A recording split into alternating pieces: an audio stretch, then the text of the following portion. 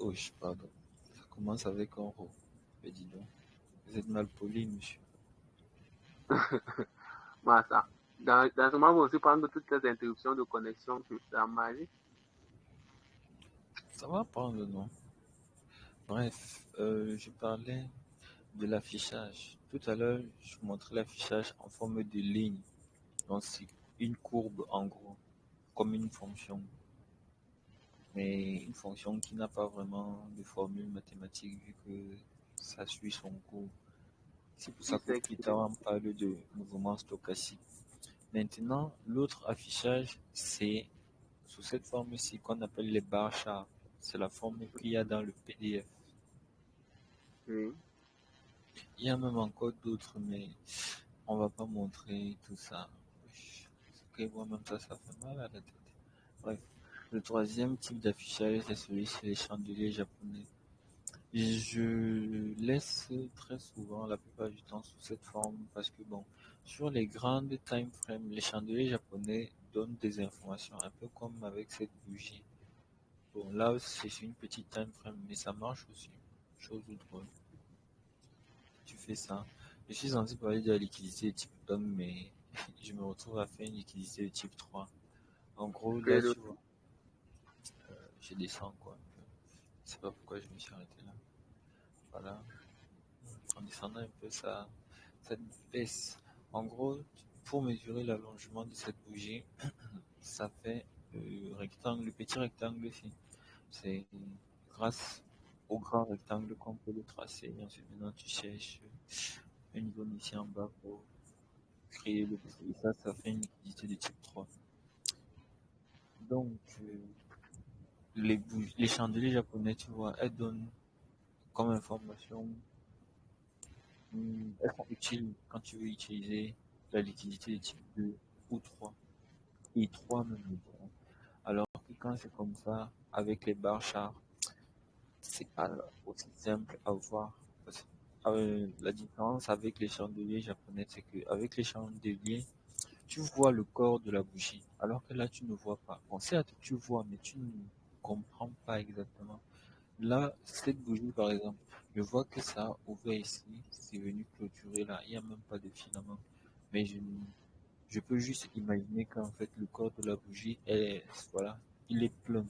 Donc si je repasse comme ça fait effectivement une bougie pleine.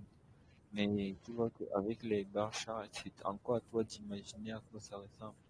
Alors que quand tu es en chandelier japonais, boum, tu vois direct. Donc ouais, c'est pour ça que j'aime bien les chandeliers japonais. Maintenant qu'on a fini de parler de la présentation des bougies, euh, en gros, je vais prendre un graphique où il n'y a pas grand chose. Je vais venir ici.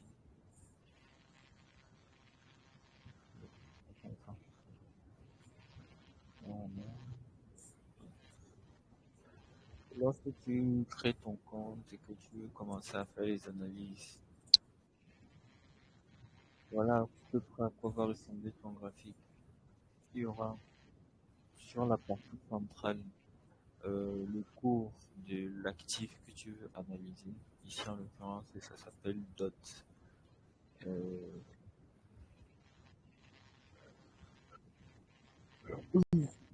c'est le Polkadot. Et en bas, bon, si je me souviens bien, les volumes généralement au départ sont sur le même graphique que le cours. Moi, j'ai séparé les volumes.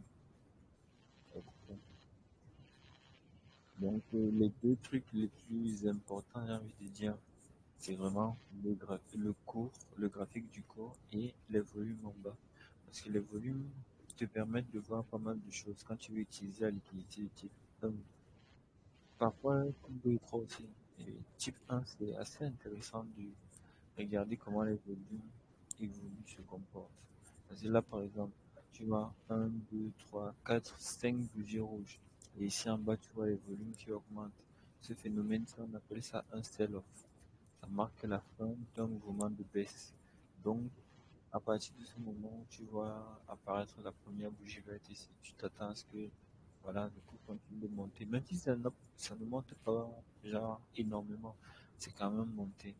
Et tu vois que là, le simple fait d'avoir remarqué les bougies ici et l'augmentation des volumes, voilà, on a eu l'information qu'on allait bientôt repartir à la hausse. Et ça s'est fait. Et donc, à peu près la même chose ici, tu vois, un 2 3 4 bougies. Et ici en bas, on a les volumes qui augmentent progressivement. Et ensuite, on a un marteau du tonnerre ici, avec une grosse augmentation de volume. Donc, tac, le cours qui monte.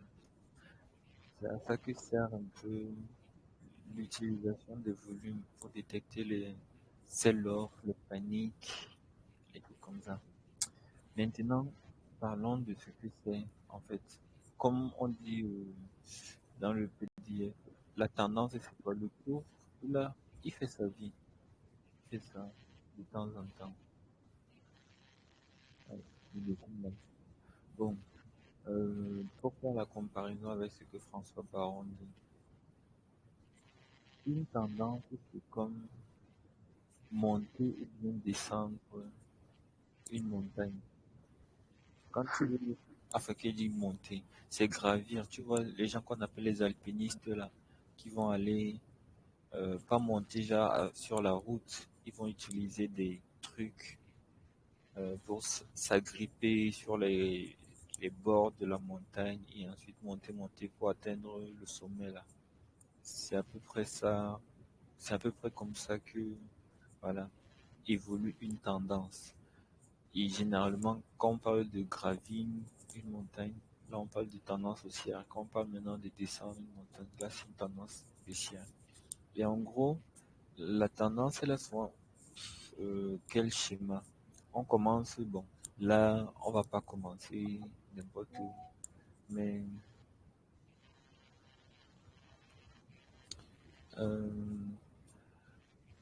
disons qu'on commence quelque part. Généralement, on va dire au pied de la montagne. Et donc, si on veut partir sur une tendance haussière, ça va faire ça. Ça va monter. À un moment donné, ben, l'alpiniste, pour gravir une montagne, si la montagne fait, je sais pas moi, 150 mètres de hauteur, disons, oui, 150, 200 mètres de hauteur, il ne peut pas faire les 150 mètres en une journée. S'il fait ça, c'est qu'il est très fort, je pense. Parce que je dirais que en une journée, il peut gravir quoi, 10, ouais, 10-15 mètres. En une Et journée. ouais, bon, moi je ne connais pas l'alpinisme, mais je fais des estimations. Imaginons qu'il fasse 10 mètres en une journée. Lorsqu'il va monter de 10 mètres là, le, le temps que voilà, il y a le soleil qui se couche et tout, il faut qu'il trouve un endroit où dormir. Parce qu'il ne va pas dormir debout en étant agrippé. Il faut donc qu'il trouve une crevasse sur la falaise là pour implanter son campement. Or, S'il n'y a pas de crevasse, ça fait s'il comment? n'y a s'il n'y a pas de crevasse à l'instant T où il se trouve, il ne sait pas dans combien de mètres encore en hauteur il peut trouver une crevasse. Or, il a déjà parcouru 10 mètres. Et s'il est sur les 10 mètres qu'il a parcouru, il a forcément vu un endroit où il y avait une crevasse. Du coup, Forcément. vu que, vu que au-dessus, il ne sait pas où sera la prochaine crevasse, ben, la meilleure option pour lui avant qu'il ne fasse nuit noire, c'est de faire quoi? Redescendre pour aller trouver l'endroit où il y avait la crevasse et maintenant dormir. Et donc, voilà que tu vois, le premier jour, il a monté 10 mètres, mais vu qu'il n'avait pas un endroit où dormir là, il est redescendu de quelques mètres pour trouver la crevasse. Et il passe la nuit, ça fait donc quelque chose comme ça. Le lendemain, il reprend son ascension. Du coup, tac, il remonte. Il monte encore de, on va dire, 10 mètres. Et la nuit s'approche encore, du coup, imaginons, encore une fois, il ne trouve pas de crevasse là. Donc, il redescend encore. Mais il ne va pas redescendre jusqu'ici, puisque son objectif c'est de gravir la montagne jusqu'au bout. Forcément, entre son ancien point de départ et son nouveau point d'arrivée, il a dû trouver une autre crevasse entre temps. Donc, il Forcément. descend légèrement et il passe la nuit. Puis il repart encore à l'assaut. Et c'est ça maintenant qui crée la tendance. Le fait de monter, bon, on ne va pas forcément toujours descendre. Imaginons qu'au bout de la troisième journée, lorsqu'il fait ses 10 mètres, il a, il a une crevasse exactement quand il finit de faire ses 10 mètres. Donc, il n'a pas besoin de J'ai- descendre. Et donc là, il fait quoi? Il passe la nuit là. Et du coup, le lendemain, il continue. Donc, ça peut faire des... Ça monte, ça descend, ça monte, ça descend. Comme ça peut faire, ça monte, ça reste sur place et ça monte. Et lorsque maintenant, il aura atteint le sommet de la... Imaginons que ça, c'est le sommet de la colline, la montagne. Ben, il devra maintenant redescendre. Et maintenant, comment est-ce qu'on trouve le sommet comment on est censé trouver le sommet de cette C'est ça montagne? la, c'est ça la beauté du truc. On ne sait pas où la montagne s'arrête. Nous, Mais on vous est allez dire, juste, bon, on est juste là pour accompagner en fait la hausse ou bien la baisse. Du coup, quand il trouve le sommet et qu'il commence maintenant à dire que bon, moi je vais descendre, il fait ça, il descend. Et pendant qu'il descend, vu que c'est de la même manière qu'il montait, s'il arrive à un endroit, il, avant que le soleil ne se couche, il ne voit pas de crevasse. Qu'est-ce qu'il fait? Il se souvient qu'il y avait une crevasse un peu plus haut. Du coup, il fait quoi? Il remonte pour passer la nuit et ensuite le lendemain, il repart. Tac, tac, tac. Il arrive encore à un endroit. S'il trouve une crevasse, il dort. S'il n'y a pas de crevasse, qu'est-ce qu'il fait? Il remonte encore un peu, il passe la nuit et il redescend le lendemain. Après, s'il arrive qu'il y a une crevasse, il s'arrête. Après, maintenant, il continue sa baisse. Donc voilà, tu vois, c'est ça en fait la tendance. Tout ce qu'on voit ici, ça c'est la tendance haussière. Et je mets ça en vert. Et maintenant, tout ce qui est baisse là, ça c'est ce qu'on va appeler la tendance baissière. Là, c'est en rond. Maintenant, les petites zones ici là, où il dort, ça ce sont les phases qu'on appelle souvent les phases de latéralisation. Moi j'appelle ça particulièrement la latéralisation ou bien le trading range. D'autres appellent ça un trading range.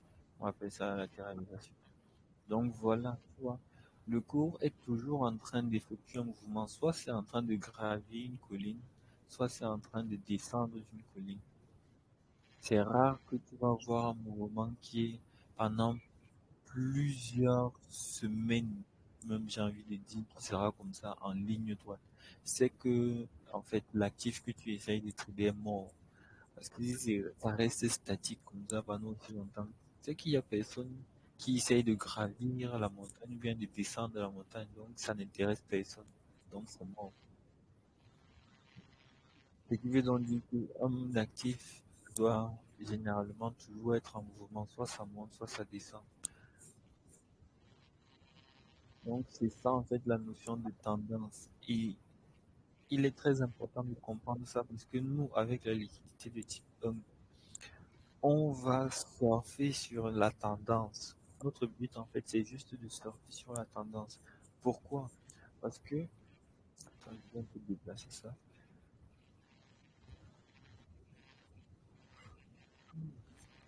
Notre but, en fait, c'est de surfer sur la tendance. Pourquoi? Parce que au moment où ça veut commencer à monter là, nous, on n'est pas forcément au courant qu'il risque de monter. Donc, si tu es là au moment du départ, tant mieux. Tu commences à acheter ici. Il monte, il monte, il monte. Et après, tu vends. Vu qu'on a notre stratégie derrière, si la montée te permet d'atteindre ton objectif, tu vends. Et maintenant, pendant qu'il est monté, toi, tu mises, entre guillemets, sur le fait qu'il ne va pas trouver de crevasse ici. Et donc, il sera obligé de redescendre quelque part. Et c'est maintenant, en fait, toi, ton but, c'est de chercher où sera la crevasse. Parce qu'une fois qu'il a commencé à monter, là, toi, tu as l'information qu'il est monté. Donc, il veut faire la tendance haussière. Du coup, toi, tu attends qu'il arrive à son sommet, qu'il ne puisse plus continuer à monter. Et lorsqu'il essaye maintenant de descendre, ou même quand il est en train de faire, d'hésiter pour savoir s'il dort sur place ou pas, toi, pendant qu'il est en train d'hésiter ou bien qu'il commence à descendre là, tu cherches où sera la crevasse. Et c'est à ça que correspond mes rectangles que je fais. Parce que mon rectangle correspond justement à la crevasse où il va venir passer la nuit. D'où maintenant, quand je trouve la zone où il y a la crevasse là, je prends position dans la crevasse. Et ensuite, vu que le mouvement initial c'est quoi? C'est une hausse. Lui, il veut aller chercher le haut de la montagne. Donc, quand je prends position dans la crevasse, je prends position dans le sens initial. Parce que vu que là, il montait, je prends maintenant pour une hausse. Et minimum, je prends à partir de la crevasse jusqu'au dernier point haut. Et donc, ça fait que lui, il va venir là, tac, tac, tac. S'il dépasse son ancien point haut qu'il a fait ici, il continue la hausse. C'est bien. Toi, tu seras, entre guillemets, normalement sorti là, mais c'est pas grave. Quand il continue comme ça, lorsqu'il commence encore à nouveau à hésiter ou bien à chercher où il va passer la nuit, donc chercher une crevasse, toi, tu cherches dans la crevasse à partir du nouveau point C, tu cherches la crevasse entre son ancien point bas et son nouveau point haut. Une fois que tu trouves la crevasse, encore une fois, tu prends position dans la crevasse pour une hausse parce qu'il est toujours en train de monter. Et ainsi de suite. Quand il est maintenant en train de latéraliser, quand il latéralise, tu vois ici, il a continué la hausse. Mais ici en haut, lorsqu'il a latéralisé, il est descendu. Latéraliser, c'est vraiment une phase d'indécision. On ne sait pas si voilà, il veut continuer la hausse ou bien s'il veut repartir à la baisse. Donc, c'est une phase assez, comment dire, tu n'as pas besoin de chercher de crevasse parce que, en gros, quand il latéralise, il est déjà dans la crevasse. Ce qu'il faut maintenant faire, c'est attendre qu'il se décide. Lorsqu'il finit de sortir de la crevasse, là, si tu vois qu'à la sortie de la crevasse, ça monte, tu prends maintenant position pour une montée. Si à la sortie de la crevasse, ça descend, tu prends maintenant position pour une baisse. C'est comme ça. Quand il disait que c'est le Njambo, lorsqu'il arrive au sommet de la montagne, nous on n'est pas au courant, c'est lui qui sait. Du coup, quand il arrive au sommet de la montagne et qu'il hésite comme ça, toi ne cherche pas à devenir Dieu que tu sais que non, il va monter ou bien qu'il va descendre. Non, tu attends de voir ce qu'il fait et ensuite tu prends maintenant position en conséquence. Et ça fait que ce n'est plus le Njambo. Tu réfléchis avant d'agir. Donc en gros, c'est ça la liquidité de type 1. Le but, c'est de chercher vraiment les zones où il y a la crevasse là, où il va passer la nuit pour prendre position. Et tu vois que là, pendant la hausse, on cherche les crevasses comme ça. Et pendant la baisse, pareil, il va descendre, tac, tac, tac. Toi, tu mesures maintenant l'allongement de tout ça. Tu cherches la crevasse où il va remonter pour dormir. Puis, tu prends position pour une baisse parce que c'est en train de descendre. Et quand il descend encore, tac, tac, tac, tu vois que bon, il est arrivé ici. Tu cherches la crevasse ici pour une autre baisse et ainsi de suite. Voilà à quoi ça ressemble de façon théorique. Maintenant, en pratique, on va, euh, hop, on va voir. Ah, c'était même quoi? C'était DY, DX. Normalement, ah, c'est monté. Alors, il est où mon DY, DX? Ça c'est pas une. Voilà, ça c'est pas vite. Maintenant, en pratique, ça donne quoi? Il y Hop. a beaucoup de routes, hein. Oui, aujourd'hui, les cryptos ont baissé. Regarde par exemple ici, Alice, moins 12%. Donc, forcément, il y a du rouge. DYDX, on est à moins 8%. Et au sommet même, on était à moins 13. Là, c'est même parce que ça dort un peu, entre guillemets. Tu vois, c'était remonté, tu vois. Si on reprend l'analogie du grimpeur ou bien de l'alpiniste, là, qu'est-ce qu'on a fait? Hop, on est venu, on est descendu, puis on est remonté, dormi, puis on est redescendu. Et là, on a fait quoi? On a latéralisé, puis on est descendu, après on est revenu ici, hop, et là on est en train de redescendre. On voit que ce principe-là, il fonctionne. Parce que bon, avant même ici, là, disons qu'il a fait ça. Avant ici, qu'est-ce qu'on avait? On est descendu, puis on est remonté, il a latéralisé. On voit que tout ça, en fait, c'est exactement une tendance qui est en train d'être dessinée. Une tendance baissière. Mhm. Du coup, je prends ici parce que tu vois, bon, il y a beaucoup de positions que j'ai pu prendre. Et là, c'était vraiment un bon mouvement. Hop. Et ici, en bas, il y a beaucoup de rectangles. Pour faire simple, tu vois ici, on est parti d'un point ici en bas et ça a commencé à monter. Or, moi, avec cette analyse, je voyais une baisse. C'est pour dire que euh, même en connaissant que oui, c'est censé faire ci, ça, il peut arriver que ça te surprenne. C'est pour ça qu'on gère le risque avec des stop loss. Donc, quand ça se passe mal, Ok. ce n'est pas grave. Parce que après, ici, quand ça s'est mal passé, j'ai rebondi sur le truc et après, c'est reparti à la hausse. Donc, imaginons, tu vois, ici, on a un mouvement, tac, ça monte. Normalement, c'était censé, entre guillemets, redescendre jusqu'à quelque part ici. Mais ça continue, enfin, c'est descendu juste un peu avant de continuer. Hop, euh, non. La liquidité de type 1, en fait, c'est la méthode qui permet de euh, trouver les crevasses là. Tac. Bon. Là, je te montre un peu le mouvement, ce que ça fait. La méthode qui permet de trouver les crevasses. Et maintenant, comment on fait pour trouver la crevasse? Euh, voilà. Première chose, on prend toujours le sens du mouvement à partir de où ça commence. Ici, tu vois, euh, la tendance est haussière. Donc, on va s'intéresser particulièrement aux bougies bleues ou vertes. Bon, moi, je vois ça en vert qui ressemble plus à un bleu. Non, c'est pas bleu, c'est vert. Pourquoi il dit bleu? Bref, on va dire les bougies vertes. Mais c'est pas aussi vert que ça. C'est un vert pâle, alors que lui, c'est un vert citron. On va s'intéresser principalement aux bougies vertes. Et si je me concentre ici, par exemple, tu vois, on a eu un mouvement, on a eu cette hausse. Et après avoir fini la hausse, en fait, il y a eu cette bougie rouge qui a matérialisé le je descends chercher une crevasse. Et étrangement, il a trouvé une crevasse juste là, avant de repartir. Moi, personnellement, je m'attendais à ce que sa crevasse se trouve au moins, je m'attendais à ce que sa crevasse se trouve au moins quelque part ici, avant de remonter. Mais tu vois que quand moi j'ai dessiné mon truc, et je l'attendais ici, il n'est pas venu dormir, il a dormi là, et puis il est reparti. Là, ça fait par exemple une position où tu ne seras pas entré. Et c'est pas grave, on peut pas prendre toutes les positions, mais le plus important, c'est que tu restes fidèle à l'analyse.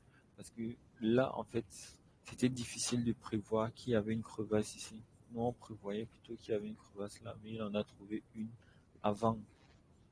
Et ensuite, il a dormi, il a fait sa route. Donc, une fois que il reprend comme ça, forcément, l'ancienne crevasse, on va plus la calculer. On va maintenant chercher à partir du nouveau point de départ pour la hausse qu'il a faite. Et donc là, on a quoi? Une bougie verte, deux bougies vertes, trois bougies vertes, quatre bougies vertes. Donc en fait, ce sont ces quatre bougies qu'on va utiliser pour chercher maintenant où il va descendre pour faire sa crevasse. Et c'est là qu'on utilise maintenant la méthode de la liquidité. Bon, moi, j'utilise un rectangle. Euh, pour faire simple, déjà, quand je paramètre sur TradingView mon rectangle, ici je viens dans configuration et lorsque je viens dans style, tu peux choisir la couleur des bordures. Moi j'ai mis en vert, avant c'était en bleu. Par un moment donné je mettais ça même en jaune. Bref, vous mettez la couleur que vous voulez. Je peux même mettre ça bon, en rose. Voilà, voilà. Ça c'est bien. Voilà. Donc choisissez la couleur que vous voulez. Mais ce qui est le plus important en fait, c'est la ligne médiane. Pourquoi? Parce que la ligne médiane, si on va beaucoup l'utiliser, ça permet en fait de trouver le milieu du rectangle. Donc, ça, c'est un truc très, très, très intéressant, enfin, très, très, très important à faire. Pareil aussi avec, parce que si je n'utilise pas le rectangle, j'utilise ce qu'on va appeler une droite de tendance. Et donc, ça permet de tracer des droites comme ça. Et de la même manière que j'ai mis le milieu sur le rectangle, ici je viens, c'est pas une ligne médiane, mais c'est plutôt un point médian. Ça permet de te montrer le milieu de la longueur que j'ai mesurée ici. Bon, après, il y a d'autres paramètres que j'ai activés. C'est pour mon utilité. Par exemple, ici, on a changement de prix, changement en pourcentage. C'est pour voir à peu près en pourcentage combien ça fait. Parce que bon, moi, j'utilise beaucoup les pourcentages. Donc, les simples paramétrages comme ça sont assez utiles. Donc, je reviens sur comment on fait pour utiliser la liquidité de type 1. Je prends dans mon rectangle, très important, je commence à tracer mon rectangle à partir, là c'est une bougie verte, donc le bas de la bougie correspond à l'ouverture. Donc je prends mon rectangle que je commence à tracer à partir de l'ouverture de la première bougie qui a fait le mouvement de hausse jusqu'à la dernière bougie verte du mouvement. Vu qu'après on n'a que des bougies rouges. Bon, on n'a pas toujours que des bougies rouges, mais après on a quand même une première bougie rouge et ensuite ça commence à descendre. Donc je prends jusqu'à la dernière bougie verte et au niveau de la clôture, je ne cherche pas les ombres. On appelle les filaments si les ombres. Moi j'appelle ça les filaments, mais bon, le vrai nom de ça c'est les ombres. Donc je prends le petit rectangle jusqu'à la clôture de la dernière bougie verte qui a fait le mouvement de hausse. Là, ça me permet d'avoir maintenant le rectangle qui mesure la hausse.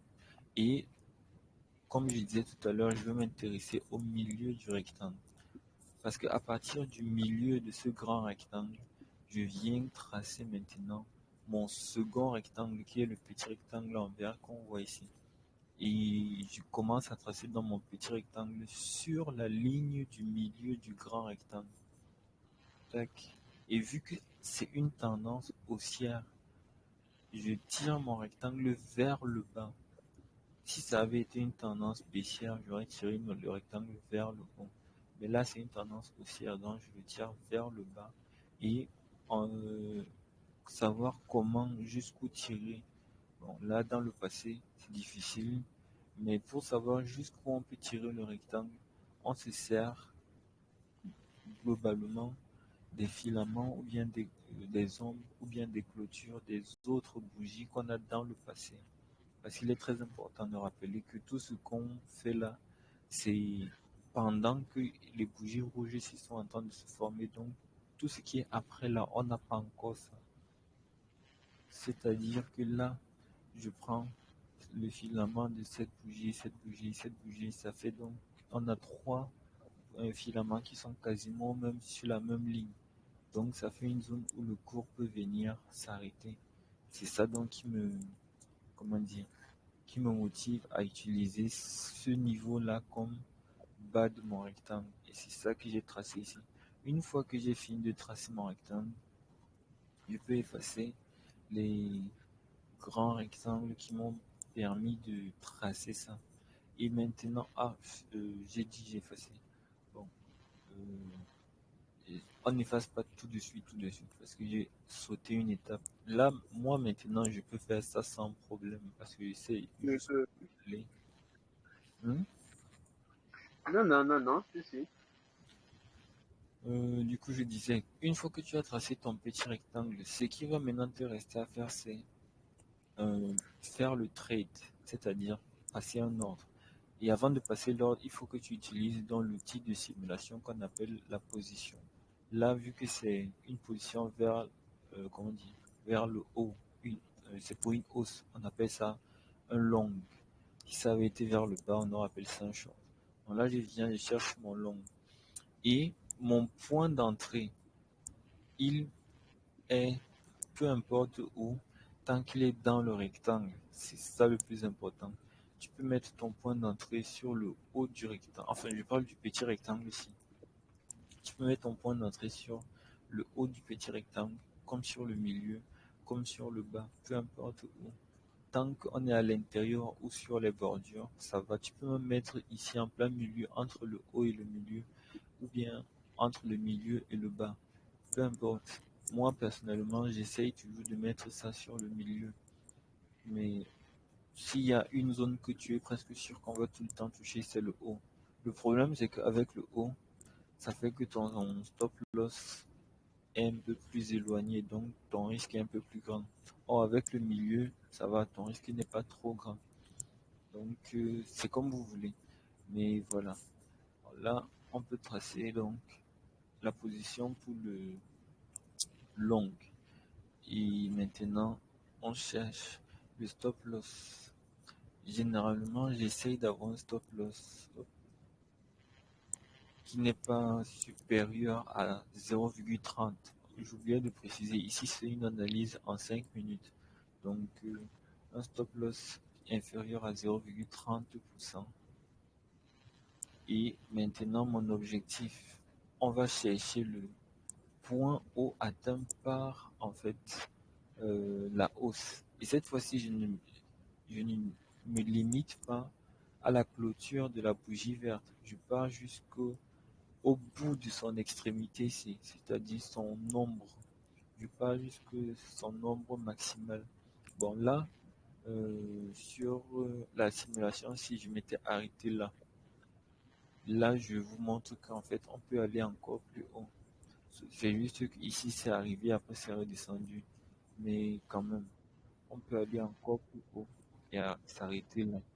Mais viser la clôture, c'est déjà sûr qu'on va arriver. L'extrémité, c'est pas tout le temps sûr. C'est pour ça que bon, si tu veux la sécurité, tu vises la clôture. Et là, pour une position comme celle-ci, on a un pourcentage de gain qui est à 1,65%, un, un pourcentage de risque à 0,27 et ça nous donne donc un rapport bénéfice-risque qui est égal à 6. Le rapport bénéfice-risque, c'est juste tu prends ton pourcentage de gain, tu le divises par ton pourcentage de perte. C'est en fait te donner un nombre. Oui, un nombre. C'est parfois ça peut être supérieur à 10. Généralement, pour un bon trade, il faut que ton rapport bénéfice-risque soit au moins supérieur à 2. C'est dans le livre, François Baron lui dit supérieur à 3 minimum. Parce que quand tu as un rapport bénéfice qui est au moins égal à 3, ça fait que tu gagnes 3 fois plus que ce que tu ne peux perdre. En fait, c'est ça que ça signifie, le rapport bénéfice. Là, sur ce truc-ci, enfin sur cette position, ça veut dire que si je gagne 6 fois plus que ce que je peux perdre, en fait. Et c'est pour ça que lorsque ça se passe mal, tu sais qu'avec les prochains trades, si tu as toujours un rapport bénéfice-risque supérieur à 3, tu vas gagner minimum 3 fois plus que ce que tu es prêt à perdre. Et donc, la fois où tu as perdu sera compensée assez facilement par les fois où tu as gagné parce que tu vas gagner au moins 3 fois plus que ce que tu es prêt à perdre à chaque fois. Et donc, voilà comment on fait. On applique la liquidité de type 1. Là, tu vois, j'ai mesuré la hauteur du mouvement. Ensuite, j'ai tracé le rectangle, j'ai donc cherché comment créer mon petit rectangle ici. Et après, j'ai pris ma position. Une fois que tu as fini de faire ça, tu effaces ton grand rectangle parce que sinon après, ça fait beaucoup de choses à l'écran. Là, je peux effacer ça aussi parce qu'il y en avait déjà une petite là. Et là, tu vois, avec ça, qu'est-ce que l'on constate? On peut encore essayer de venir faire la même méthode. On a deux bougies ici. Et déjà, tu vois ici, le milieu du rectangle, il est là. Donc, on l'a touché. Je dis pas le contraire, on l'a vraiment touché. Hop, je viens, je dessine. Et ensuite, à vue d'œil, ça c'est, on va dire, l'œil de l'expérience qui parle. Voilà à peu Absolument. près ce que ça donne. Hmm? Non, non, non, non. Voilà à peu près. En fait, c'est bizarre de faire une analyse sur une analyse. Parce que là, en fait, j'ai utilisé une autre méthode pour sortir le rectangle ici. Mais c'est pas grave. Oui, Hop. justement, parce que j'étais un peu perdu. Le rectangle qui était plus bas n'obéissait pas, du moins, ça ne partait pas du milieu. Je me demandais donc Mhm. J'ai utilisé une autre méthode. C'est la liquidité de type 3 là-bas que j'ai utilisé. pourquoi, comment tu sais quelle liquidité utiliser? L'intuition, l'expérience? Euh, c'est la forme de la bougie qui me dit. Bon, je suppose que, bon, de ce que tu as dit, c'est que il est plus facile de voir les liquidités de type 3 quand tu as quand tu as l'affichage des bougies, mais quand tu as l'affichage des barres chars, ce sera plus évident de voir les liquidités de type 1. Est-ce que c'est aussi facile de voir les liquidités de type 1 quand tu as l'affichage bougie, chandelier, chandelier? La liquidité de type 1, avec les chandeliers, ça passe. Parce que de toute façon, sur les chandeliers japonais, où est-ce qu'on localise l'ouverture d'une bougie? Quand c'est une bougie verte, c'est juste en fait là où on voit la clôture de la précédente. Là, tu vois, ici ça a ouvert là. Et ensuite ça a fermé là. C'est aussi simple que ça. Et quand tu mets les barres chars, ce sont juste les petits tirets. Le bar chart, c'est une ligne et après tu as des tirets à gauche et tirets à droite. Le tiret de gauche, ça montre l'ouverture et le tiret de droite, ça montre la clôture. Donc là, avec les barres chart, tu sais que le tiret de gauche, ouverture, tiret de droite, clôture. Donc là, par exemple, pour une bougie rouge, on a ouvert ici et on a fermé là. D'où c'est rouge. On a eu une baisse. Or, quand c'est vert, on ouvre en bas et on ferme en haut. Hop. Là, tu vois, je refais le rectangle. Parce que le rectangle que j'ai tracé tout à l'heure, ça mesurait tout. Ici, c'était la liquidité de type 1. Mais si je veux appliquer la liquidité de type 3 sur cette bougie, une chose aussi importante, la liquidité de type 2 et la liquidité de type 3, elle s'applique sur une seule bougie. Alors que la liquidité de type 1, ça s'applique sur un mouvement, une amplitude. Ça part d'un point A à un point B, ce n'est pas juste une seule bougie. Donc ici, j'ai appliqué la liquidité de type 3 sur cette bougie et tu vois que le milieu du rectangle correspond maintenant au haut du rectangle qui est là. Et ça marche aussi, hein. Chose drôle. Là, la liquidité de type 3, ça a marché, mais pas la liquidité de type 1. Pourquoi? Parce que justement, en fait, le cours, il n'arrivait pas à continuer la hausse. Il a dit, bon, maintenant là, je suis fatigué, je veux redescendre au bas de la montagne.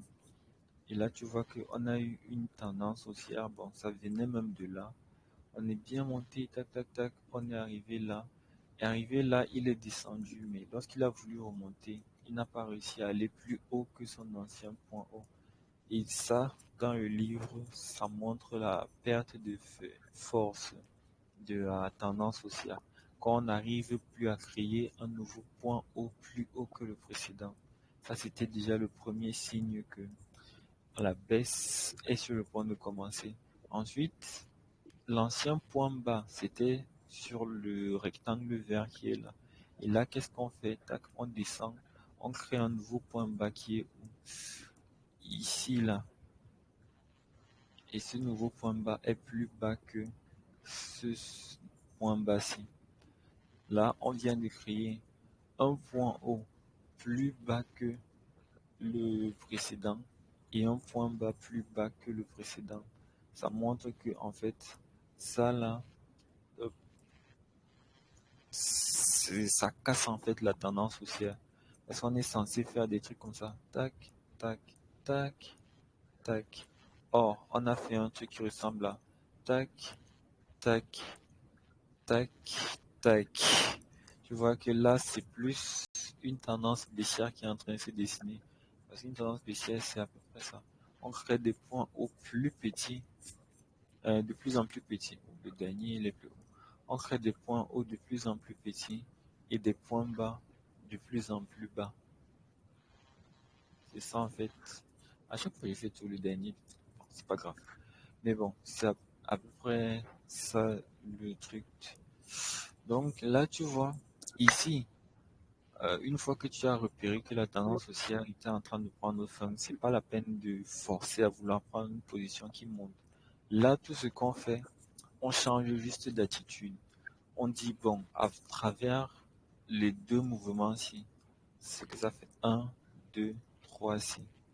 Là, on voit le début d'une tendance baissière. Et du coup, on change d'attitude. On se dit, ok, si on continue la baisse, où est-ce qu'on va monter pour avoir une crevasse avant de continuer? Ben, du coup, tu prends ton rectangle. Et là, attends, je vais un peu cacher ça. Parce que là, maintenant, pour savoir comment mesurer pour la baisse. Pour la hausse, on commence sur les bougies vertes. Et comment dire, on commence sur les bougies vertes qui sont en bas et on tire vers le haut. Pour la baisse, on commence sur la première bougie rouge qui a lancé le mouvement, l'impulsion de la baisse. Et on tire ça maintenant vers le bas jusqu'à la dernière bougie avant la toute première bougie verte si on veut. Par exemple ici, mais bon, là c'est quand même aller très vite parce que en deux bougies, tac tac, tu fais le truc. Mais disons que on va tirer ça ici. J'ai pris cette bougie-ci comme la dernière. Celle-ci, ça a voulu remonter, mais direct après ça continue. Donc quand tu vois une seule bougie verte entre plusieurs bougies rouges, ça ne veut pas dire qu'on a parti chercher une crevasse. Une crevasse, c'est vraiment quand tu vois, il y a quand même quelques bougies vertes qui se suivent. Là, il y en a trois ici avec, bon, je ne sais pas si tu vois bien. Là, c'est ce qu'on appelle euh, un doji. C'est même un doji qui ressemble, c'est un marteau inversé. Ouais, un doji, une étoile, comment on appelle ça? Une croix inversée. Oui. Bref, voilà. Donc, tu mesures l'allongement à partir de la première bougie rouge jusqu'à la dernière bougie rouge avant le phénomène de montée. Et donc, on prend toujours l'ouverture de la première et la clôture de la dernière. Et donc, qu'est-ce que je disais? Là, tu as le milieu du grand rectangle bleu, il est là. Ce qui fait que ben, je trace le petit rectangle qu'on voit ici en vert. Et lorsque je veux tracer mon rectangle, comme j'ai expliqué tout à l'heure, quand il s'agit d'une baisse, je tire mon rectangle vers le haut. Et là, en cherchant vers le haut, je vois qu'il y a pas mal de trucs ici intéressants. Mais bon, je me suis mis là euh, pour essayer de savoir pourquoi. Quand je mets mon truc ici, en fait, avec les yeux, parce que ça c'est un truc, on me demande souvent, pourquoi tu mets ça là? Avec les yeux et aussi avec le curseur. Tu vois que mon curseur, il y a des pointillés qui parcourent l'écran. Donc quand je mets mon truc ici, je regarde avec mes yeux en fait la ligne horizontale qui parcourt les pointillés là. Et je regarde en fait à gauche, à partir de là où je me situe, je regarde à gauche. Qu'est-ce qu'on remarque en fait? Ah, je vais d'abord tracer la droite. Parce que là, si je bouge mon curseur, on ne voit plus. Donc là, imaginons je trace cette droite-ci.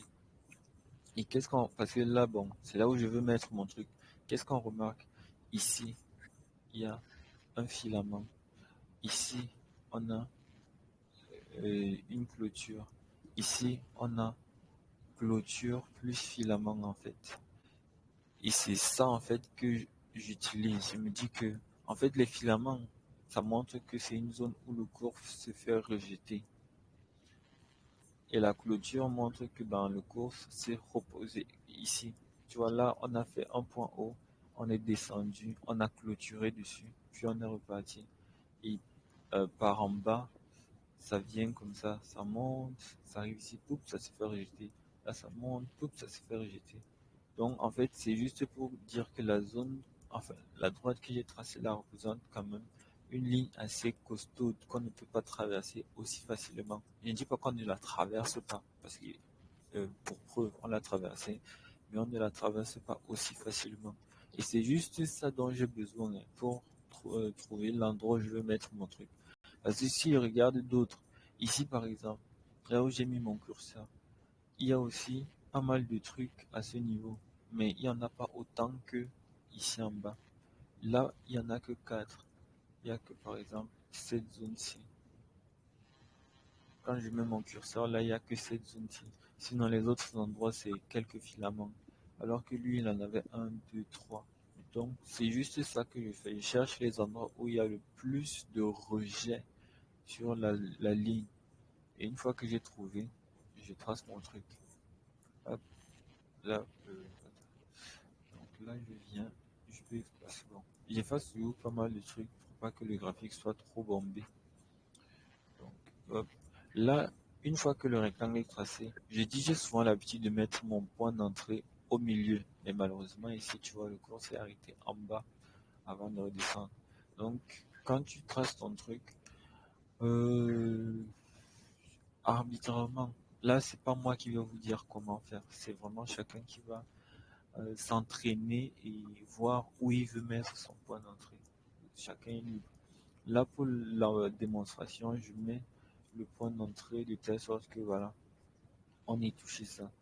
Et donc, en termes de risque, j'essaye toujours d'avoir un risque à 0,27. Donc, tu vois. Et je dis 0,27, pourquoi? Parce que après, euh, vu qu'on est censé atteindre un objectif, c'est quoi l'objectif de la stratégie? Si tu as bien compris. Attends, attends. C'est la stratégie là. Hein?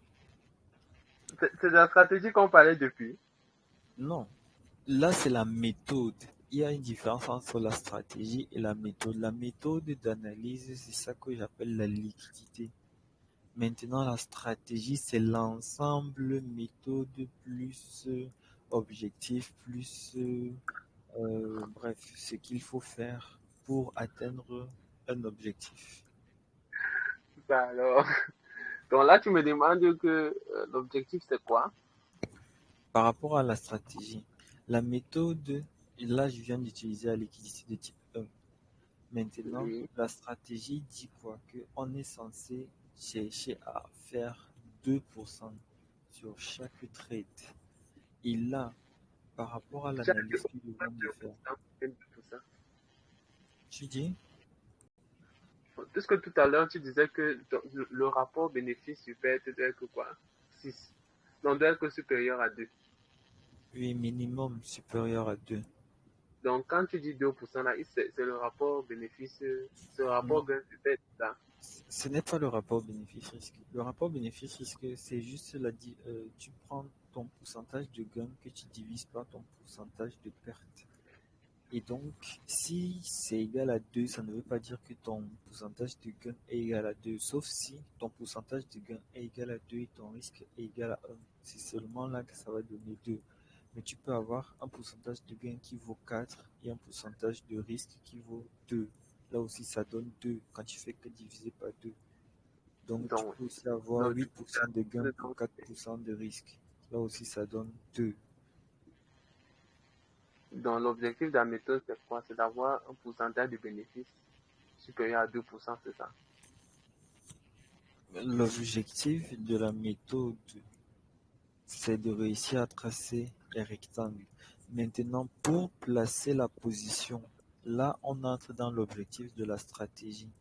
Et la stratégie veut qu'on fasse 2% de gain sur chaque trade et avec un risque maximum égal à 1% pour avoir donc un rapport bénéfice-risque de 2 au maximum, enfin, minimum. Hmm. Et Mhm. c'est pour ça que en fait, je mets mon risque. Bon, là, c'est parce que ça permet ça. Mais généralement, ça tourne autour de 0,27, 0,28, 0,29, 0,39, parfois Donc, ce que 0,30. voilà, 0,27 là, c'est c'est le risque de perte. Oui, ça veut dire que si tu as 100 dollars en risquant 0,27, tu perds 0,27 dollars. Donc, c'est 27 centimes, Mon Dieu, c'est beaucoup d'argent. n'est-ce pas? Mais En réalité, ce n'est pas 0,27 ton risque. Pourquoi? Parce que en fait, quand tu regardes cette position, le risque qui est affiché, c'est 0,27, mais le pourcentage de gain affiché, c'est combien? C'est 1,36. Or, nous, on veut 2%. Et donc, pour pouvoir atteindre les 2% que on souhaite par rapport à la stratégie, donc tu vois ici, la méthode nous donne un pourcentage de gain à 1,36, mais la stratégie veut qu'on atteigne 2%. Attends, Du attends, coup, attends, attends, attends, un instant, s'il te plaît. Un instant. Est-ce que je peux poser une question? oui, Ok. Donc, donc, si je comprends bien, on a pris l'exemple de si on a 100 dollars. Donc, si on a 100 dollars et qu'on a un risque de perte de 0,27, ça veut dire que, puisque tu as dit que en fait 0,27 n'est pas ton risque de perte, et c'est la partie là où bref, je suis un peu perdu. Puisque je vois l'analyse te montre un risque à 0,27, mais la stratégie, et c'est là maintenant que j'étais en train de vouloir t'expliquer, la stratégie va te faire avoir un risque plus grand que 0,27. Pourquoi? comment. Parce que en fait, ton pourcentage de gain est seulement à 1,36. Or, nous, on veut avoir minimum 2% de gain. Et pour avoir 2% de gain, c'est là qu'on va faire entrer ce qu'on va appeler un effet de levier. En Bon, trading, les effets de levier existent et ce sont des trucs ou bien des outils, si on veut, qui permettent de multiplier à la fois ton pourcentage de gain comme ton pourcentage de perte. Donc là, si on prend un exemple tout bête, un effet de levier de x2, ça fait que en réalité, si tu devais gagner 1,36 et que tu as, avant, bien évidemment, avant de passer l'ordre, parce que une fois que tu as déjà passé l'ordre, tu ne peux plus appliquer un effet de levier. C'est avant de passer l'ordre. Tu choisis ton effet de levier. Quand tu fais ton analyse comme ça, tu vois 1,36, tu dis bon, pour atteindre 2%, je décide de faire un effet de levier x2.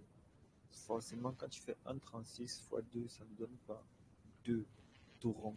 Ça va te donner 2,72, un truc comme ça. Et donc, tu fais un effet de levier fois 2, ça veut donc dire que si, par rapport à ton point d'entrée jusqu'à ton objectif, tout se passe bien, tu vas gagner 2,72%. Maintenant, au niveau du risque, ce n'est plus 0,27 que tu vas risquer. Tu vas maintenant risquer 0,27 fois 2 qui donne 0,54. Donc, tu vois que là, en réalité, si tu as 100 dollars, tu gagnes 2,72 dollars. Bon, si on ne compte pas les frais de transaction, tu gagnes 2,72 dollars. Et si jamais tu perds, tu vas perdre 0,54 dollars et non pas 0,27. C'est ça, en fait. Tu vois que l'analyse, la méthode, c'est la liquidité, mais la stratégie nous fait intervenir un effet de levier qui augmente à la fois les pourcentages de gain comme les pourcentages de perte. un instant. Je vais pas encore poser une question. Mhm. Voilà, merci. Voilà. Euh, Qu'est-ce que je voulais demander? Euh, la stratégie veut qu'on ait un pourcentage de bénéfice d'au moins 2% et un Mhm. pourcentage de perte de Maximum d'1%. 1%. Maximum Maximum. de 1%. Du coup, euh, 2%, ça veut dire qu'on est en dessous de 100%. Oui, Est-ce forcément. est-ce que le pourcentage de gain augmente avec le pourcentage de risque? Ce que je veux dire par là, c'est quoi? Est-ce que je peux avoir, euh, je sais pas, comment tu appelles ça, un ordre où j'ai un pourcentage de gain de 50%, mais toujours un pourcentage de perte de 1%? Répète un peu, j'étais pas très concentré. Je disais que, ah, je disais que, par exemple, je passe un ordre ou bien je fais une analyse. Voilà, je fais une analyse. Est-ce que je peux faire une analyse de telle façon que j'ai un pourcentage de bénéfice de 50% par exemple pour un un pourcentage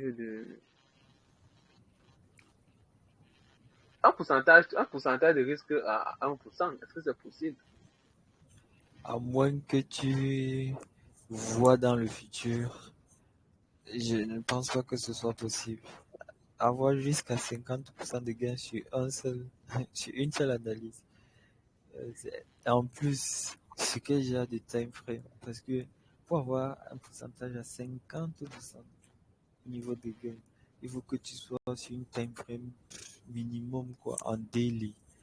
Et quand tu es en daily, le pourcentage de risque, c'est, ça tourne autour des 10%. Donc, tu ne peux pas avoir un risque à 1% si tu as un pourcentage de gain à 50%. C'est, c'est quasiment impossible. D'accord. Bon, si je comprends bien les 1,36% que j'observe, 1,36% qu'on observe là, c'est une time frame de combien? Tu as dit 5 minutes. C'est en 5 minutes. Il y a aussi quelque chose qui me turlupinait. Les analyses qui sont faites, tu es d'accord avec moi que les, on fait l'analyse pendant que le marché, je veux dire quoi? La Oui, pendant tendance que le suit. graphique évolue, pendant que c'est en train de se former. Ça veut dire qu'en fait,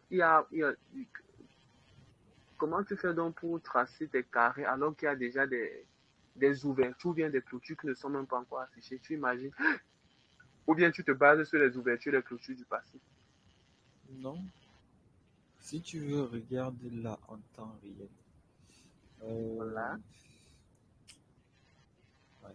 Tu vois là, dans le temps que j'ai fait ci, on est allé un peu plus haut que ce que j'avais prévu, mais simplement parce que j'ai voulu garder un risque à 0,32.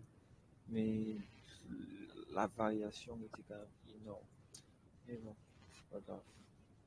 Ouais. Revenons sur le truc le plus près. Là, qu'est-ce qu'on voit? On est toujours en tendance baissière, tu vois. C'est toi qui parlais de beaucoup de rouge. Donc, à partir de ici, là, tu vois la toute première bougie rouge ici. Je viens, je trace mon rectangle jusqu'à la dernière bougie rouge qui est là, entre la clôture. Ça fait quoi?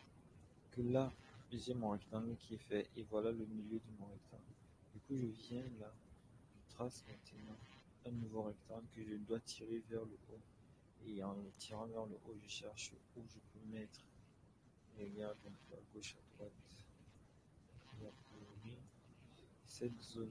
Et tout ce que je fais là, je ne suis pas en train de regarder à droite et je regarde à gauche pour tracer mon truc. Donc tout ce qui est apparu là, c'est pas parce que c'est là que je mets ça là, non. C'est parce que je regarde à gauche. Et donc là, je mets le haut de mon rectangle ici parce que j'ai vu pas mal de trucs, comme je t'ai expliqué tout à l'heure. Il y a ici, ça fait un 2 3 et là on a 4 5 presque 6 ici. Donc, beaucoup de trucs à ce niveau. Donc là, tu vois, je mets mon petit rectangle ici. Et qu'est-ce que je fais? Vu que la tendance était baissière, à partir de, je sais pas moi, si on prend le bas du rectangle, tu fais quelque chose comme ça et tu viens mettre ton objectif ici. Et ensuite, maintenant, tu tires enfin, tu rapproches ton stop loss. Là, je prends le dessin et tu vois qu'en voulant mettre à 0,33, on a touché le stop loss.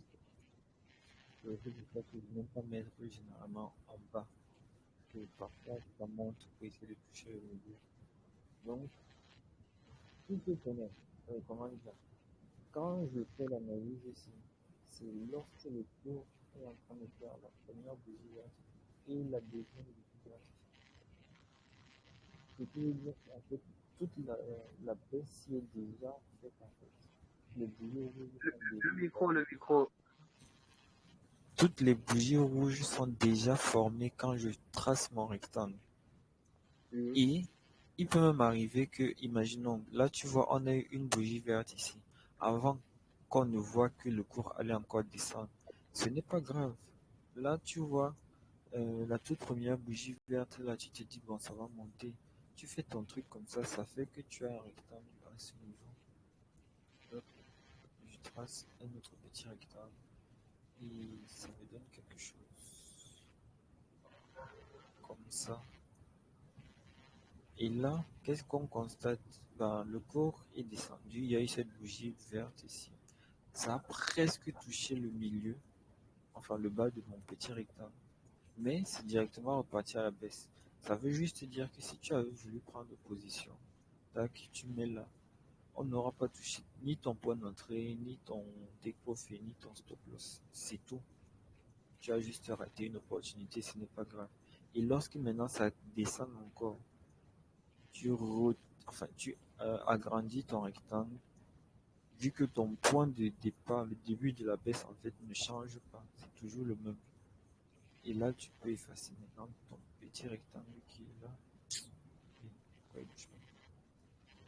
Tu peux effacer celui-ci. Et maintenant, ça te permet de tracer celui-ci. Et là, tu reviens. Tac. Imaginons.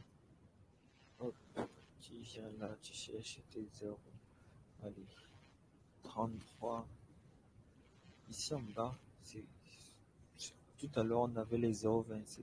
En fait, tu vois, malheureusement, quand ça bouge beaucoup comme ça ne me permet pas de vraiment choisir mon risque. Parce que là, on est à 0,22. Dès que je bouge d'un truc, on est à 0,33. J'aime souvent mettre à 0,27. Du coup, je suis obligé de mettre ça à 0,33. Et donc, là, je fais tac, tac, tac. Je mets mon objectif à ce niveau. Et je vois que bon, le cours est venu ici tester une première fois. Imaginons ça avait pris ton truc, ton stop loss. Ça redescend. Puis ça revient là. Et tu mets maintenant ton point d'entrée ici. Et voilà, ça qui descend. Comme tout à l'heure, je t'avais montré ici que c'était Alice là. Tu vois ici, voilà. On n'a pas touché l'objectif que.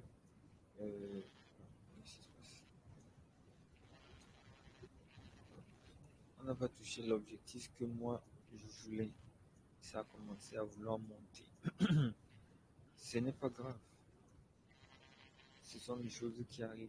Et c'est pour ça que bon, je vais aussi vous montrer comment on fait le suivi des stops à chaque fois que ça descend et tout. Donc, ça peut arriver qu'on ne touche pas ton objectif. Mais le plus important, c'est que tu gagnes. Parce que ça sert à rien de faire ton analyse et tout. Attendre qu'on touche ton objectif et pendant que le cours est en train de remonter comme ça, toi tu ne sors pas. Tu es en train de perdre de l'argent bêtement. Donc là, tu vois, le cours, ça vient, ça touche ton point d'entrée et tant que ça continue de descendre, ton objectif, il est là. Après, si ça continue, tant mieux. Si ça remonte, c'est pas ton problème. Donc, l'analyse, en fait, elle se fait une fois que la tendance est déjà terminée, ou bien même la tendance commence à donner des signes. Parce que là, déjà ici, dès que tu vois la première bougie verte ici, avant que celle-ci ne se termine, toi tu as déjà fait ton analyse et tout, tu as tracé ton petit rectangle. Or, le cours n'est pas remonté et c'est descendu. Du coup, toi tu agrandis juste ton rectangle. Tu traces maintenant ton nouveau petit rectangle ici. Tu attends que ça vienne. Et là, c'est venu une fois. Ça a voulu descendre, mais ça s'est arrêté en cours de route. Ça remonte, là, ça revient. Ça reteste encore. Si ça réussit à traverser cette zone, ben, ça va terminer sa course. Et peut-être même continuer à la baisse. Mais voilà. Je ne fais juste pas les analyses en temps réel parce que pour vous faire la démonstration, le temps que ça se réalise, on peut rester là longtemps. C'est pour ça que je prends généralement les analyses qui sont déjà faites. Mais on a bien dit que dans mon esprit, quand j'entends time frame de 5 minutes, je me disais que ça se passe chaque 5 minutes. Ou Oui, bien c'est c'est ça. pas. Chaque bougie représente en fait 5 minutes. Et ces 5 minutes qui durent comme ça. Hein. Oui, Bah, 5 minutes, ne crois pas ce que les femmes disent que 2 minutes c'est court, hein. 5 minutes c'est long. Vélo, vélo. Ouais, chaque bougie représente 5 minutes. Et là, par exemple, le temps qu'on touche ton point d'entrée et qu'on aille toucher ton objectif, il s'est passé combien de temps? Si on compte 5, 10, 15, 20, 30, attends, il dit 20, 30. Oh, je sais plus compter. 5, 10, 15, 20, 25, 30, 35, 40. Et il s'est passé 40 minutes, presque 1 heure de temps avant qu'on atteigne ton objectif. Donc, si je fais une analyse en direct, Un gain on peut de, dire pour, c'est 40 pour un gain de 1, combien de pourcents? pour un gain de 2% minimum. Mais les gains, je sais pas. Moi, je te poserai la question après. Ne t'en fais pas. Là, pour le moment, apprends juste la méthode. Parce que une fois que tu sauras, comment dire, que tu connaîtras la méthode, que tu sauras comment l'appliquer, comment la faire, l'utiliser. La partie, parce que le trading, c'est quoi? Il faut qu'il y ait un côté analyste. C'est ça que je suis en train de te montrer, que tu saches comment faire les analyses. Et il faut maintenant le côté gestionnaire, celui qui va gérer l'argent. Et c'est le côté gestionnaire là qui met en application la stratégie. Au départ, moi j'étais un bon analyste parce que je faisais des analyses, j'utilisais le chartisme et tout. Mais le problème, c'est que je n'avais pas de stratégie derrière. Je faisais juste les analyses comme ça. Et parfois, ça pouvait prendre du temps et je n'avais pas d'objectif. Genre, me dire, je peux faire tel montant en un mois, tel montant en une semaine. Je n'avais pas tout ça. Maintenant, avec la stratégie que j'ai développée, j'ai tous ces objectifs enfin, que je sais me fixer. Je sais que bon, avec ma stratégie, je peux faire tel montant en tel, en telle période et tout. Donc, pour le moment, apprends d'abord le côté analyste. Quand tu vas passer au côté gestionnaire, tu comprendras pourquoi les 2% s'y sont plus que suffisants. Parce que quand on dit 2% de 100 dollars, ce n'est que 2 dollars. Et si je dis, ouais, je gagne 2 dollars chaque jour, tu vas pas aller loin avec. Mais ne t'en fais pas, tu ne vas pas gagner 2 dollars chaque jour. Donc là, tu vois, le cours, il vient, il touche ton point d'entrée, tac, après il va toucher enfin, ton take profit. Maintenant, qu'est-ce qu'on fait? Ben, pas- Qu'est-ce qui s'est passé? Ben, c'est que le cours, il a créé une nouvelle baisse. Bon, là, il y a eu une autre montée, puis c'est descendu. Mais le truc le plus intéressant, j'ai envie de dire, c'est que on a eu quoi? On est parti de cette bougie rouge qui était dans la position qu'on a prise.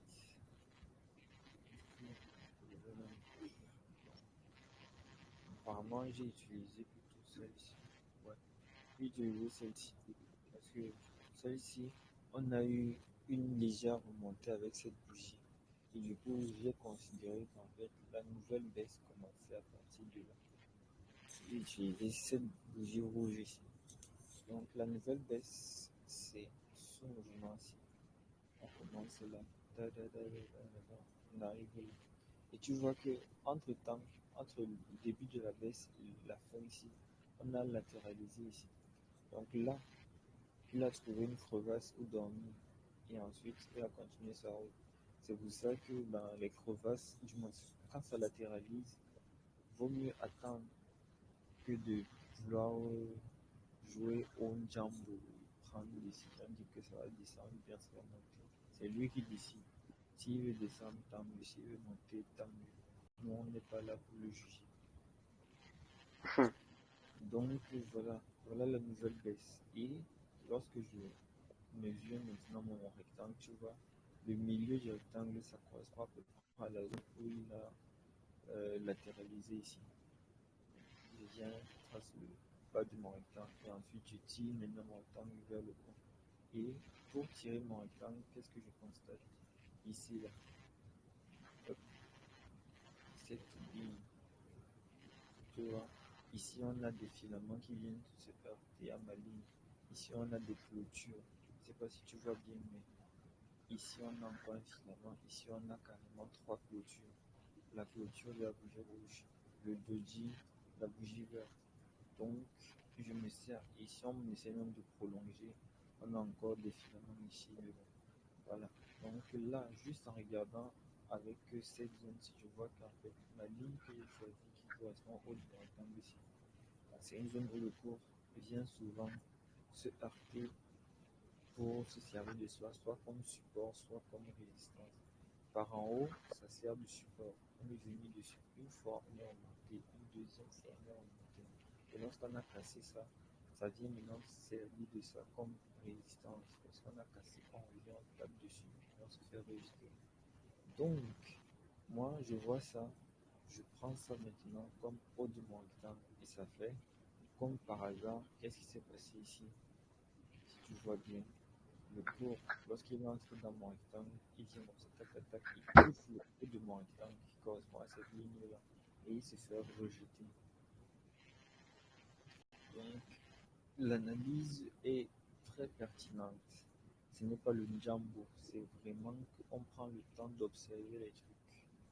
Et moi, donc, une fois que j'ai fait mon rectangle, donc, moi, je ne pouvais pas prévoir que ça allait venir taper le haut du rectangle. Et généralement, ça touche le bas, le milieu, le haut, c'est rare. Tu vois, ici en haut, on a touché le bas, même pas le milieu. Ici, on a touché le haut, même pas le milieu. Là, on a touché le milieu. Donc, l'autre extrémité, c'est pas souvent rare, mais c'est pas tout le temps.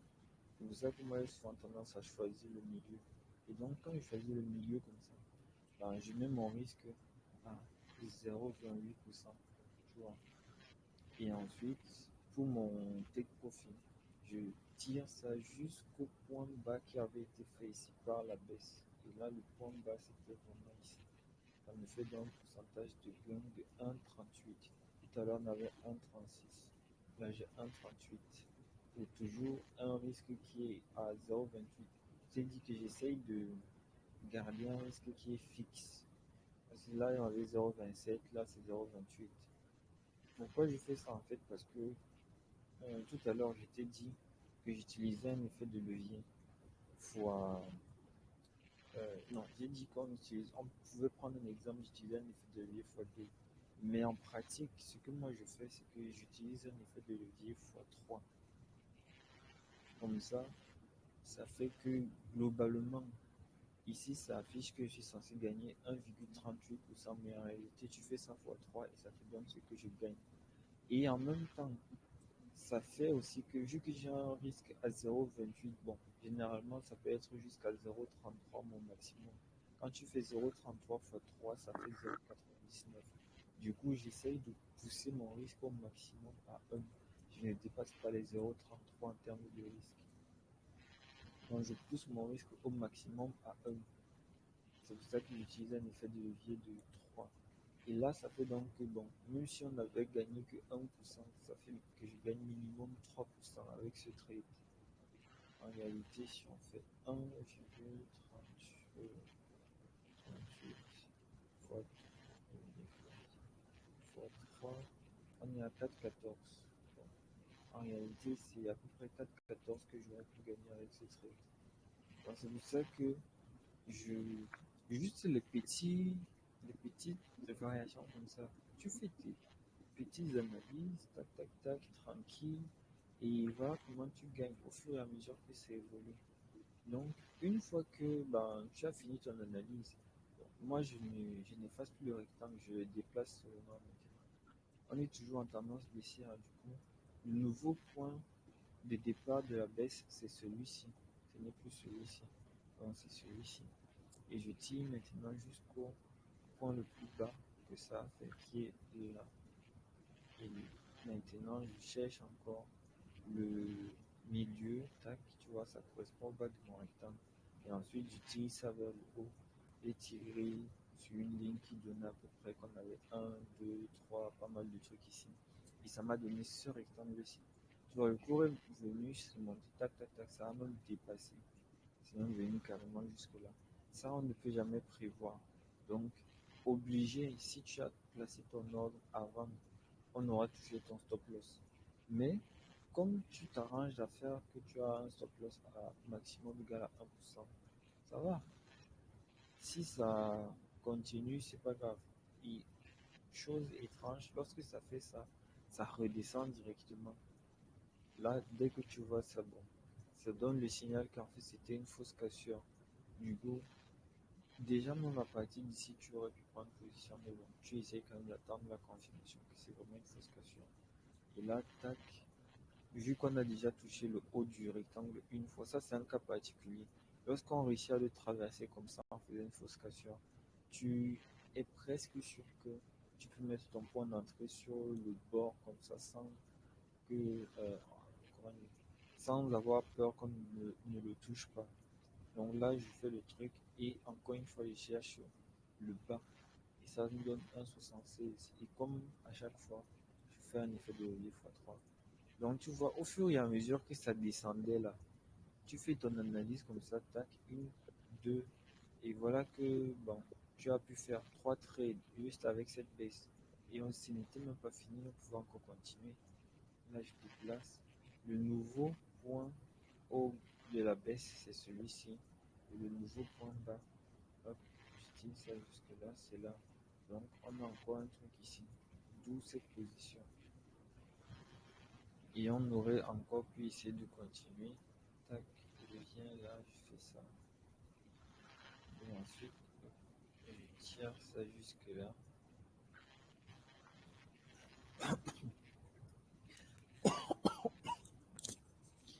Et tu vois, ça me donne le petit rectangle qui est là. D'où la position que j'ai prise ici. Et tu vois que là, le cours est monté, tac, tac. On n'a pas pu s'arrêter. Et d'ailleurs, même la baisse n'a pas continué. Là, il a dit que c'est bon, je suis arrivé au pied de la montagne. Je veux remonter. Donc, le cours, c'est parti. C'est-à-dire, ça a touché mon stop loss. Et c'est monté, c'est pas grave. Maintenant, quand j'ai vu que bon, on ne voulait plus faire une baisse, je me suis dit, ok, si on veut aller à la hausse, j'ai changé maintenant d'attitude. Que si on veut aller à la hausse, je retrace maintenant le rectangle pour une hausse et ainsi de suite. Donc là, tu vois, avec cette méthode, tu, liquidité type 1, tu es vraiment en train de suivre la tendance. Tu ne veux pas commander la tendance parce qu'on ne sait pas où ça va s'arrêter. Tu vois, ici, moi, je ne savais pas que ça allait s'arrêter. Moi, je m'attendais à ce que ça continue. Tant que ça continue, je suis bon. Lorsque ça commence maintenant à dire que non, je veux remonter, moi, j'ai dit, ok, il n'y a pas de problème, tu veux monter, on va monter. Je ne cherche pas à dire que non, continue la baisse. Je suis qui pour commander ça? Je dis, c'est ok, Eh, monter, allons-y. Je ne, on ne discute pas les ordres de la tendance. La tendance dit je monte, tu dis ok, montons. La tendance dit je descends, tu dis ok, descendons. Et c'est ça en fait la force de la liquidité de type 1, parce que tu suis la tendance. Tu ne forces pas la tendance à aller dans une direction. Et tant que tu feras ça en fait, tu vois, j'enchaîne les analyses là comme pas possible. Tu vois par exemple ici, on a eu une grosse, d'ailleurs même la baisse, si j'avais quasiment anticipé ça, mais c'était, ça se voyait, ça se ressentait même que ça voulait descendre. Mais bon, quand ça a commencé à chuter, tac, tac, tac, tu vois comment la baisse, elle était d'abord quand même violente et rapide aussi, et grande. Donc quand ça descend comme c'est que je vois les premières bougies vertes ici, je me dis, bon, j'ai tracé le rectangle, je l'ai effacé après, mais j'ai tracé le rectangle et ça m'a donné ça. Ensuite, c'est redescendu, ça a fait ce nouveau point bas. Et ensuite, ça veut faire trois bougies vertes comme ça. J'ai dit, ok, j'ai encore tracé un autre rectangle. Toujours en partant du même point haut. Ça m'a donné ce nouveau petit rectangle. J'avais déjà placé mon truc, mais ça m'a dit non, on ne va pas monter jusque là-bas. C'est encore redescendu. Donc là, arrivé ici, c'est là que ça a commencé à faire tac, tac, tac. Ça fait un trading range. Une fois que ça sort du range, parce que ça aussi, c'est un truc, une particularité du trading range.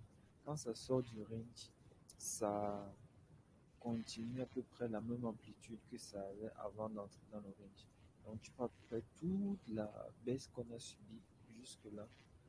Quand ça casse par le bas, tu te dis, bon, tu reportes ça là. Et malheureusement, à peine arrivé à la moitié, ça a changé de sens. Sinon, on aurait dû aller jusqu'ici en bas. Mais plus tard, qu'est-ce qu'on voit? Boum, c'est venu, ça atteint ça. Hop, le bas que je visais ici, on a atteint ça finalement ici. C'est juste que quand ça atteint le milieu, ça a dit bon, allez, on remonte encore un peu, tac, tac, tac, c'est venu de nouveau ranger ici. Et puis bam, là c'est sorti, c'est parti en flèche. Hmm. Tu vois, l'analyse que j'ai faite tout à l'heure devant toi pour te montrer. Là, on est entre un rectangle, on est même revenu ici. Et là, cette zone, elle est vraiment difficile à casser. Vas-y, tu attaques. À chaque fois que ça vient ici, ça a du mal, ça veut repartir à la hausse. Donc, si on arrive à casser cette zone, ça va atteindre le take profit sans trop de difficultés.